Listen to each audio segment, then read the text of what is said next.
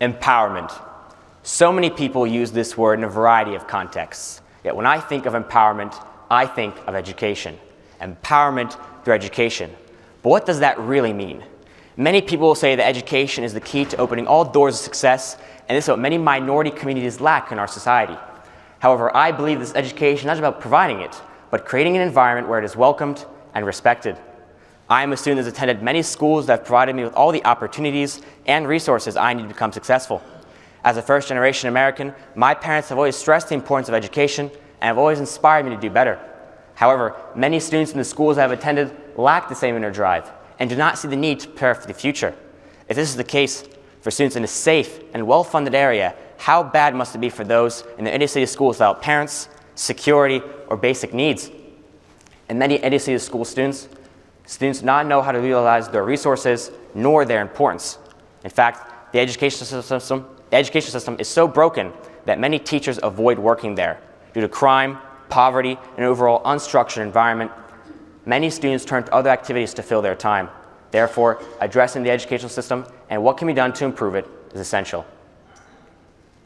I'll be very direct when addressing the educational system and the need for definite results, precisely because suburban schools have shown better results, such as higher graduation rates. One of the most well-known cities of America, sitting less than an hour away, is the city of Philadelphia. In this city, local officials in power have promised to change the lives of thousands of students in the Hispanic and African American community. However, decade after decade, their promises have only left marks of degradation in all aspects of educational achievement. To start, I must discuss the truthfulness of this reality. Unfortunately, thousands of students live in a very sad reality. On average, according to recent statistics posted by U.S. News on the reading and math scores of the students in Philadelphia, 33% were proficient in elementary reading, 19% in elementary math, 35% in middle school reading, and 20% in middle school math. Lastly, 43% in high school reading and only 32% in high school math. I can carry on and list many more statistics regarding the poor condition and quality of inner city education, but I believe diving into the core of the issue will show us much more just by looking at the numbers. Is it fair to all concerned? Is the fundamental knowledge that all human beings are born with the same innate rights to education? As Article 26 of the UN Declaration of Human Rights states, everyone has the right to education. Education shall be free.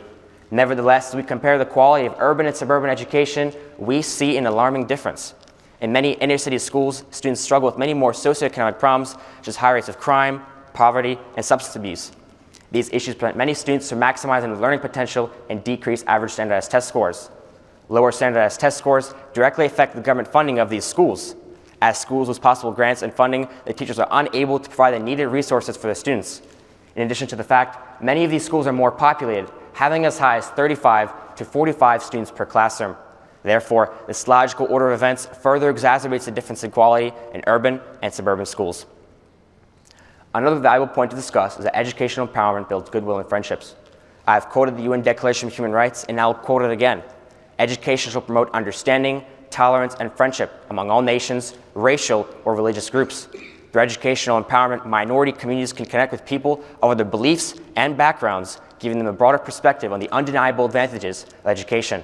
Furthermore, as more and more students in underserved communities develop their knowledge, they'll be able to understand many of the underlying causes for the socioeconomic problems in this country.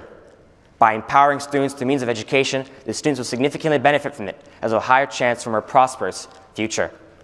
By motivating students to learn and advance their sphere of knowledge, many new opportunities will be open to them in all spheres of labor. In addition, the students will be able to change their lives by escaping the isolation of their environment and terminating the endless cycle of crime and poverty. Education is key to a brighter future. Education is key to a life without boundaries. If America can fully commit itself to resolving the crisis in inner-city schools, every single student who was previously neglected will rise up with a new purpose and a new mindset and pave their way in becoming an outstanding citizen. I've said many words today, but yet to make a single recommendation to resolving this issue.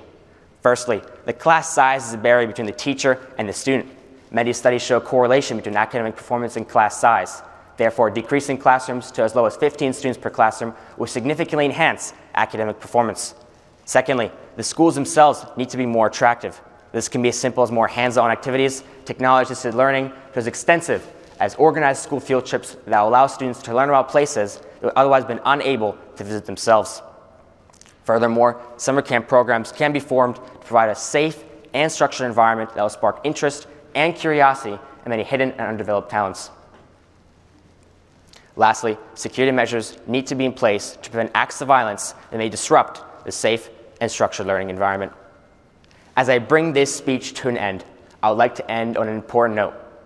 America, like any other developed nation, depends on its future generation of Americans to maintain and grow its progress.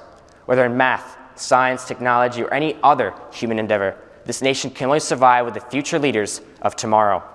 Especially with the uncertainty of today's world, more and more skilled professionals are needed than ever before to keep this economy healthy, which relies on productivity and competition.